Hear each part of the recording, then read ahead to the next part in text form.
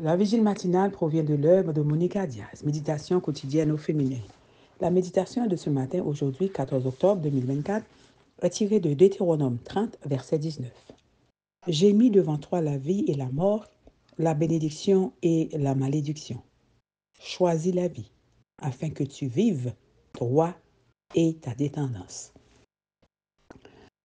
Choisissez donc la vie. Page 296. Dans une lettre adressée en 1909 au rédacteur en chef du magazine Century, Robert Lincoln raconte en ces termes un événement qui s'est produit 40 ans plus tôt. Une foule achetait ses billets tard dans la nuit. Il y avait un espace étroit entre le quai et le wagon et j'étais pressé contre la carrosserie du train, attendant mon tour pour acheter mon billet. À ce moment-là, le train a commencé à bouger et, avec son mouvement, j'ai perdu l'équilibre et j'ai commencé à tomber dans l'espace situé entre le quai et le wagon. J'étais totalement impuissant jusqu'à ce que quelqu'un m'attrape fermement par le col de mon manteau et me tire vers une partie sûre du quai.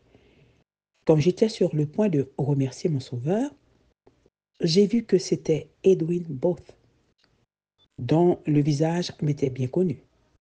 Je lui ai exprimé ma gratitude et en le faisant, je l'ai appelé par son nom. Ce qui est intéressant dans ce récit, ce ne sont pas tant les événements relatés que les protagonistes.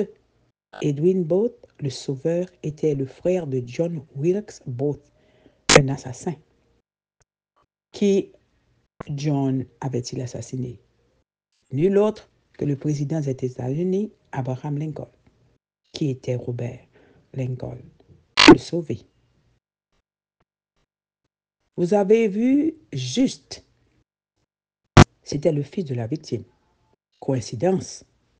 J'en doute. Mais ce qui est clair pour moi, c'est que certaines décisions ne sont pas prises par hasard. J'ai une certaine taille et je ne peux rien y changer. J'ai des yeux d'une certaine couleur et je ne peux rien y changer. Je suis une femme et je ne peux rien y changer. Il y a beaucoup de choses que nous ne pouvons pas changer dans notre vie, comme, par exemple, le fait d'avoir les mêmes parents qu'un meurtrier. D'autres choses, en revanche, sont entre nos mains, car elles dépendent de nos propres décisions. Bien choisir est donc vital. Choisir d'étendre le salut à tous, sans exception. Choisir d'être reconnaissante envers la personne qui me fait du bien, même si elle est la personne la plus inattendue. Ma théorie est que ces décisions ne sont pas le fruit du hasard, mais celui d'avoir su choisir à l'avance la porte étroite et le chemin resserré qui mène au salut. Le reste dépend de ce premier choix. Amen, amen, amen. Choisissez donc la vie. Que Dieu vous bénisse. Bonne journée.